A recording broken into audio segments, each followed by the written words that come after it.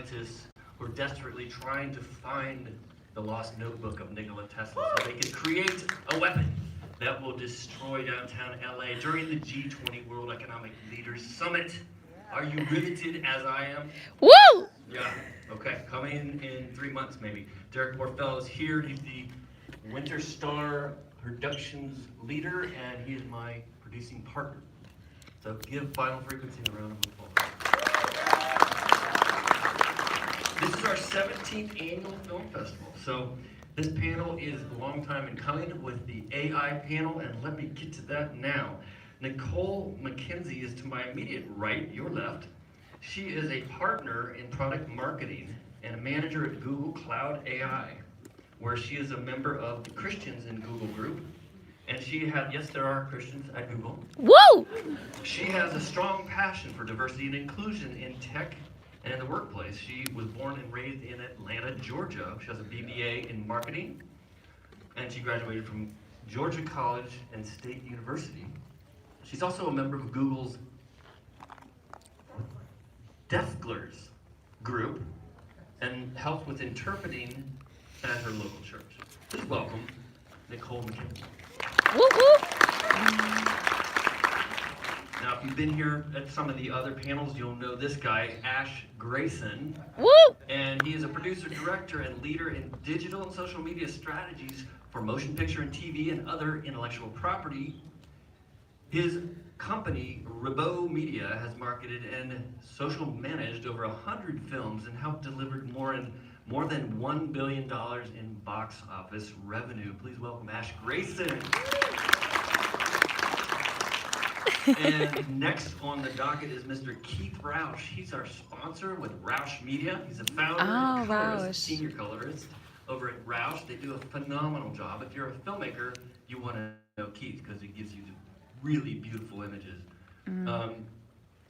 Keith Roush Media has been doing films like Overcomer and God's Not Dead and War Room. He's kind of the go-to guy in faith entertainment right now for colorizing. And he's a former race car driver. Wow. Well, and finally, Mr. Mark McKenzie. He's a music and film producer. What? I'm sorry.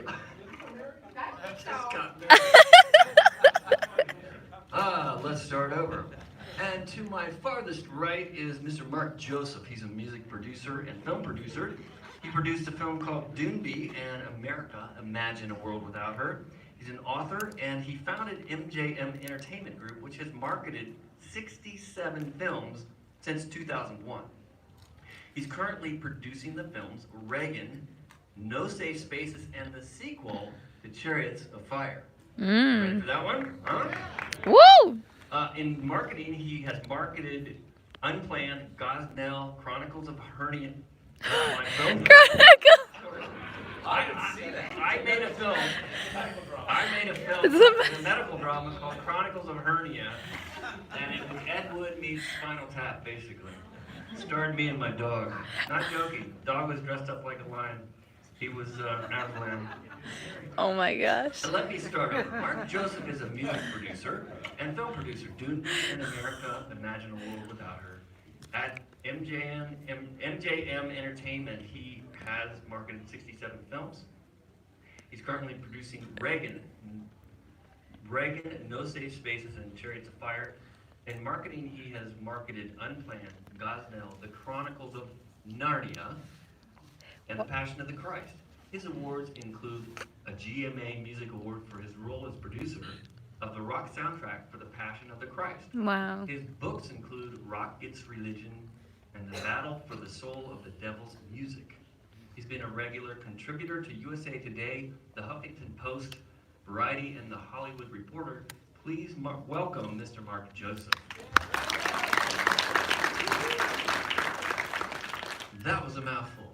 So, I want to get right to it, you guys. Computer automation is revolutionizing the indexing of content today.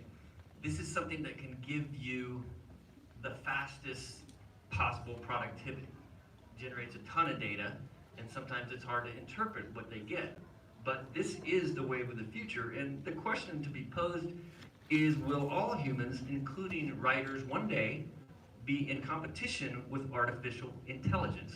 What are the trends and what are the things to prepare for?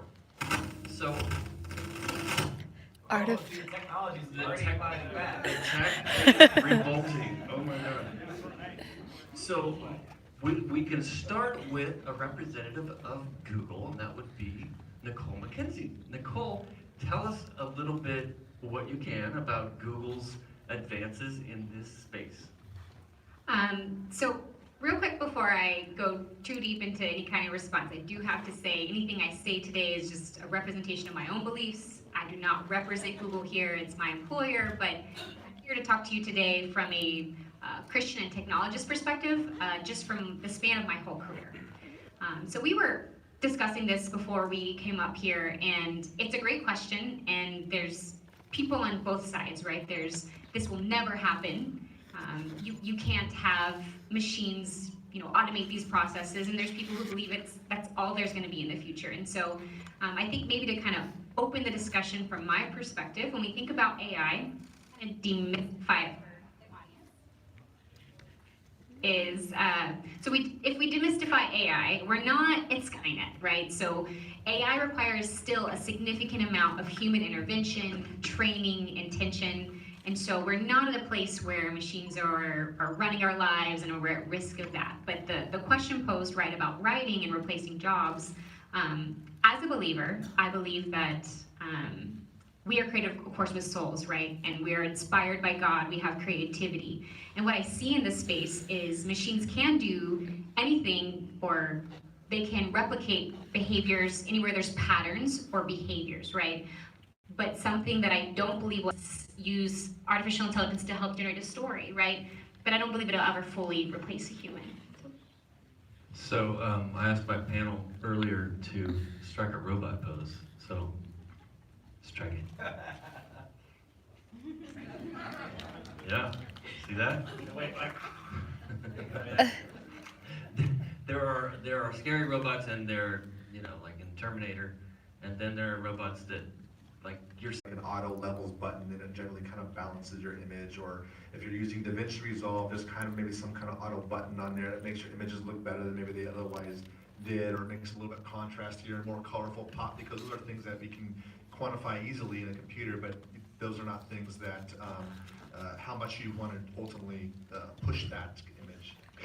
Yeah, so the other thing, one thing that I've seen is there's a randomization component, and there you can buy now plugins for color correction and visual effects, not color correction, but for visual effects that have this AI component, and you can say randomize or give me something else, give me something else. So generating visual ideas is something that can be done right now.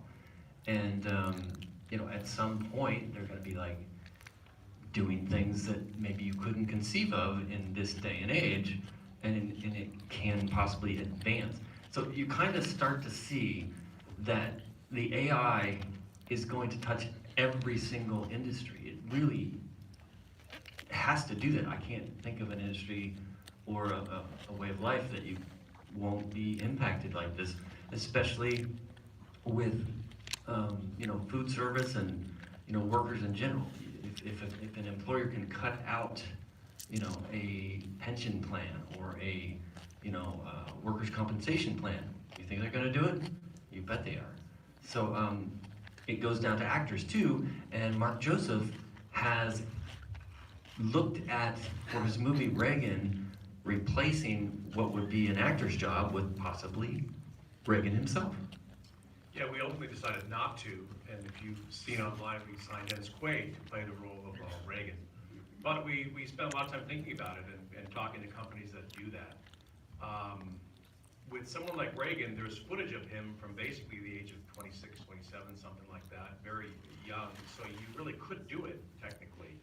And I think in the future we're going to see biopics, especially for people that have been in the public eye for a long period of time.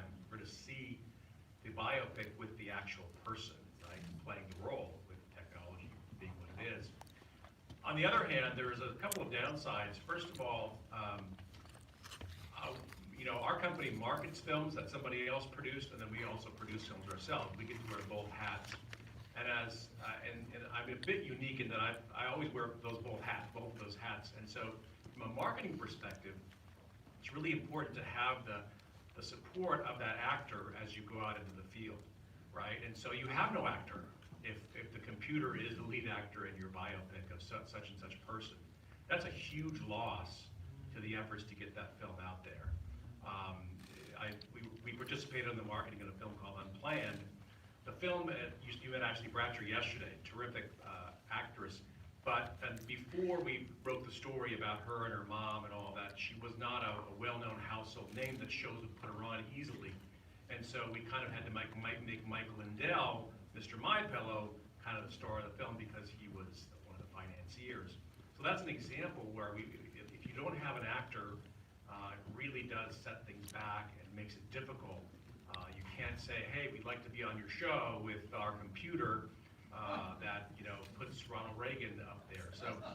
So there are lots of factors to consider, but I think you will. I think you still will see it. It could be really interesting, right? I mean, I'd love to see that first biopic where you have the actual person through technology playing the role, and here is his voice and all that. So it might be a little creepy, but it might be kind of fun to see. But there are going to be drawbacks and setbacks and reasons why it'll be more difficult. Sounds like back to the days of Max Headroom. Anybody remember that? Now, Ash Grayson has actually cloned his intelligence and he is putting it into his own robot. I wanted to have you talk about that a little bit. Right there, see? All right. Well, what's interesting is of everybody in this room, I'm actually the one closest to being replaced by automation, right? So already in my business of marketing, there's something called Albert AI, which is marketing automation. A lot of brands are using it. We're currently able to beat it using Facebook and Google tools, but it's marketing automation is probably going to be the first thing, right? That's before we're replacing stores and everything else. And we could get lost for 30 minutes or an hour talking about neural networks, which I'm sure everybody in here is super excited and pumped to talk about. Or we can talk about the practical application. So exactly what's going to happen? Well, our artificial intelligence is going to be a tool before it's a replacement, right? You'll see when people post on Instagram now, you'll see like a very popular hashtag is no filter. They're trying to say, no robot, no computer, help me do this, this is real, right? So even we're already saying there's no filter. The same thing will happen for a screenwriter in a few years. No, there was no artificial intelligence help me do this, no machine learning. And if you Google, which is the only search engine you should ever use, besides YouTube, maybe, that's all I got. If you Google artificial intelligence script, you'll get a lot of software that's being made, and you'll get a lot of funny articles. Just FYI, most of those articles are fake news. Those are mostly written by humans to be funny. But there are several that are written by artificial intelligence. You can usually tell because there's that human empathy and charm is missing. And a good practical example, if you've heard me on these panels, I'd like to give practical examples. I have my kiddo with me, and he wanted to go to Universal. So we went and we rode the Transformers ride, right? And it's a technological marvel. Like it's 3D or 5D or vitamin D. It was something that's new and it's in your face, and it was, but what was missing was charm, right? There's no charm. That is insert IP here, right? Give them an experience. Now, a few miles down the road, go to Disneyland and take my littler kids and we ride it to the Small World, right? There is no Optimus Prime in 4D spraying stuff. There's like a bunch of like half, but it is so charming. And like, I want to take my grandkids on that. My grandkids will never be riding, you got a long time. Hold on. My grandkids will never be riding Transformers 19, right? The ride, but It's a Small World will probably still be there. So here's a funny example that I just wanted to read. I have my phone, I didn't memorize it, you'll see why in a second. So somebody took like every recipe ever and just fed it into a computer and said spit out some recipes of what would be really good. And what's missing from a computer, right? It can't taste anything. So it doesn't really know what's gross and what you shouldn't put together. So here's a recipe. if anyone wanted to try to make this, I'd try it. It is called grilled snails butter. So like snails, which is apparently like a verb now, but it is. So this is what you need to make it. You need a crock pot, vegetables, a crock pot, I guess you need 2 crock pots, some rubbing holiday, I'm not sure what that is, in meats. This is what you need to make grilled snails butters. So what you do is you take 2 pounds of shrimp and you cut it into half cubes. 6 cloves, minced. I just love minced cloves. It's really good. 2 teaspoons of apple juice, a 1/4 cup of mushrooms, 1 tomato nut. I'm not sure what that is. Plastic. That feels like that shouldn't be in there. 1 strawberry. This is one of my favorites. 2 each of pinto beans sliced. So make sure the pinto beans are sliced. 1 plum tomatoes. I don't even know what this is. No curry fader. And isn't that guy who does impressions at One America's Got Talent? But he's not, I don't know. It's no curry fader. Oh, this is the best one. And you need 1 package of unknown yogurt fillets thawed. It's very important. If you use them frozen, it'll ruin it all. And then this is how you put it together. You pour the noodles and the cauliflower through a wider measure, just on high speed until stiff. You flavor the radicchio mixture with wine. Well, that's probably a good move. And continue simmering until the mixture is the desired doneness. Reserve a side bowl for the mixture. You chill until the circle is intricate. Serve on ranged removable pieces. So there you go. Now, as a human, you immediately know that's nonsensical and gross. But the computer's thinking, nailed it. You know why? It never has to taste it. It never has to taste it. So like that is like in layman's terms where we're at with artificial intelligence. Like it's not able to develop charm and character. It's telling you to slice pinto beans. Oh, Ash, I think you're so naive. Google has that now. I think that's so naive. I think the robots are out to get us, and I think they're coming. And I think Nicole can tell us why Ash is completely wrong. So what we see here is an example of what happens with technology and AI when we don't have enough data. So my guess as a technologist is that the data fed to this machine was minimal to a point where the machine couldn't pick up a pattern. So what would improve this model of recipe making would be if I wanted to train a model to make great Italian dishes, I would start training it what good combinations are, what things don't work together. I would add more inputs. So that's how AI and machine learning. And so I think, but I do agree in the sense where we're not at the point where it's necessarily, self-training, kicking people out of their jobs. I think what we have to be prepared for with all technology, and again, this is not coming from a place of something I know, right? This is just me commenting generally on just being in the tech space, right? I do think we have to be prepared for technology ushering its way in. Like he said, he's probably the closest to being replaced. I work in marketing. Marketing automation has transformed so much over the years, right? Where traditional marketers, when I was in school, so I graduated school just a little over 10 years ago, they taught us traditional marketing, which was very messaging based, billboards, ads, like a SWOT analysis with your 4 Ps, and that's all still relevant, but what I wasn't prepared for was the technology advancements that started coming with the Marketos of the world, the automation, and that's only going to continue to grow. And so I think the question we have to ask ourselves in any industry, I don't have a film background, right? I'm not in the industry, but what I think across any industry, we must be prepared to answer questions of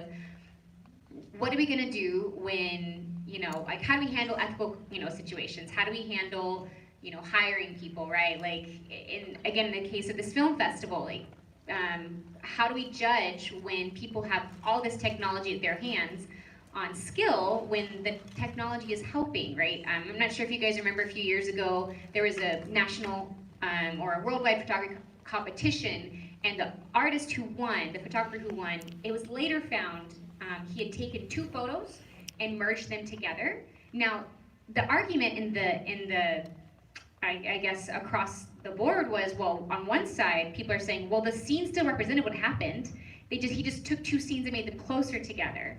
He still told the correct story. This is actually what was happening. But on the other side, people were saying, but that wasn't an actual scene that occurred. There was, it was artificially stitched together. So we're going to start bumping up against, you know, what is the human side and what's acceptable, what's not. Because technology, on the other hand, can help us, right? And that's what it's here to do, right? You know, we have AI doing cancer, you know, research and making recommendations to adjust people's chemotherapy plans and spotting, you know, cancer in places the human eye might actually not have been able to catch it. So we're in the ride, I think, for the good and the bad of it, and we have to be ready to answer the questions of, well, when it is here, what do we do? So there's a mouthful there, and I think, Ash, you have a rebuttal coming. No. Well, no, I mean, I think, again, it goes back to the original idea that technology is a tool, right? Now, what if it was... I'm being told, where you get like Get Out, which has a little bit more of a political message to it, where we weren't doing that before. So if no one's done it before, a machine won't know to do it, and a machine won't come up with the idea outside of the data set that it has to do that. It will only be based on what it currently knows. So it still takes a human to have this creative new idea, a way of telling a story that a machine wouldn't do unless it knew better, or a human told it to. So I think there's an extent in which we will always have or need human involvement in technology. And that's just my opinion, right? Like, I've got peers in the tech space on both sides of the argument, right? We're all talking hypothetically here for the most part, taking what we know now and kind of making predictions. But I think if you look at technology today, you always will see the robot being Carlos didn't come today. Footprint. But there's something just slightly Again. off about what it provides because it misses the Father. So, sorry, that's couldn't resist that. I have R2-D2 socks on, just so it's clear.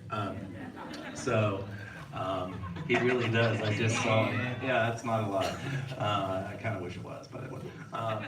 But the idea is, and I got involved with him, he is one of the smartest guys. But for me, it is people like Nicole. Like, I want people with a moral compass in charge of this technology. Like, I want a moral compass. You saw Facebook get in front of the government and beg to be regulated.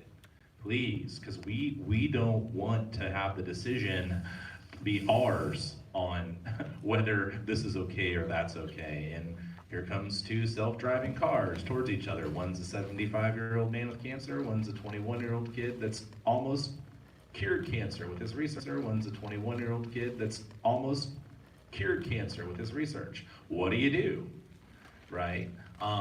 They don't want to make those decisions. They want to be regulated. So I want the people that I feel have the proper moral compass. You know, I would say, as a person of faith, you know. All right, go ahead. My name is Joel Irwin. Most people here know me as a composer. I scored DOG yesterday and Independent Living today.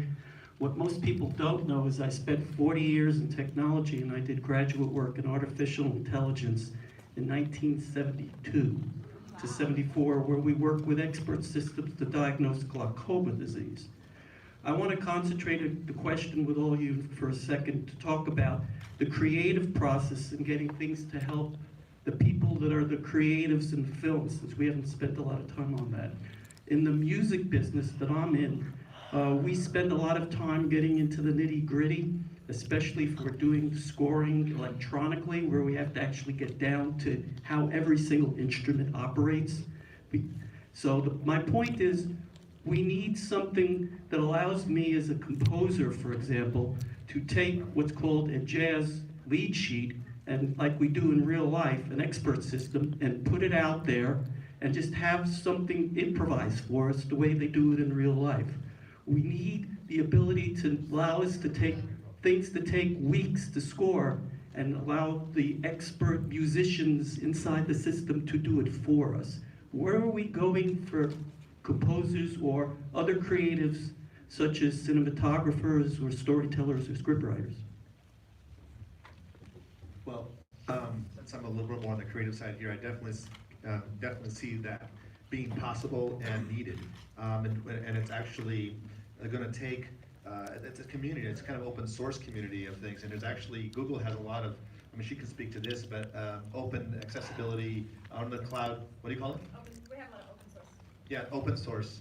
And so that can be leveraged and taught their platforms for that purpose. We are definitely, and that's what AI really is for and is about, in to help the editors and help ultimately colorists specifically. I don't see them taking the need, but specifically you'll see more of that available in software like from Adobe or Blackmagic, and they'll leverage more of that technology and to help. So you don't have to find and hire a guy like me to get something decent or something like that, you know, out of your systems, or as the hire, you know, to help him. So definitely think that's coming, and just because it's new and it can be done totally. I agree with you on that, 100%. All right, so next question. That's all we got time for, guys. Sorry. Hi, so I have friends who work in the motion capture industry, and I just wondered if there's anything being done to protect kind of their intellectual property rights to do with their data being used. Because in combination, if somebody was to aggregate that data, they could predictably use AI to use it on a rigging a model for the screen, which uses their data when they haven't given permission to use it. And I just wondered if there's anything being done to protect intellectual property when it comes to data like that. So again, this is not me coming from working at Google. This is just a technology thing. There's different options, debates out there, right, for how to protect data. There's blockchain, which was a discussion earlier. It's too complex to get into right now. Giving permission to use your data versus someone else owning it. But I guess what I would say is, you know, like you referenced in Europe, there are stricter laws right out there for data. So I think right now it really depends on the area you live and what their laws and regulations are. And so the best path to advocacy is probably right now through legislation, because legislation dictates how we use data, at least right now, or what we're allowed to do with it. And of course, the best protection against that is to sell it yourself, I would say. Because if you have a robust business, well, they could start doing the same thing with your data, but you're already selling it, so that's good. All right, that's about all the time we have. We could have a lightning round, closing statements. Go. So thanks for having us. I guess I would just leave us with, I think the future is technology, but as Christians and as disciples of Christ, we are responsible for pioneering what it's used for and how we manage the future. Yeah, let's all use our dirty data, our data to serve people. So for me, that's a driving force in my business and my life. Embrace technology, that ultimately it's just make an impact for Christ. Well, I just want to encourage all of you guys in different parts of your journey as filmmakers that you'll keep going, and just that, you know, John has been doing this so faithfully for so many years, really serving you guys and all of us. And I hope there are people in this room that are going to do amazing things. I remember one time I flew to Arizona to speak at some similar conference, and I opened the door and there were like 7 people there, and 2 of them were like 10-year-olds. And I was like, oh, God, what do you have me doing this for? And I remember just kind of hearing a voice say, you know, just shut up and go and do what I tell you to do, where I tell you to go. Because you never know where the next Steven Spielberg is going to come from. And it might be, hopefully it'll be from this group here. And so I just want to encourage you to keep at it and keep working hard and keep looking for inspiration. You have an edge on everybody else, just FYI. You have access to the creator of the universe and his intelligence and his creativity. So take advantage of that edge you have. Amen. Great. Praise Great God. advice. Thank our panelists. Give us a minute to take a photo. We're going to reset for the next screening. We got the red carpet at 5 o'clock. Awards show at 7. We'll see you in just a little bit.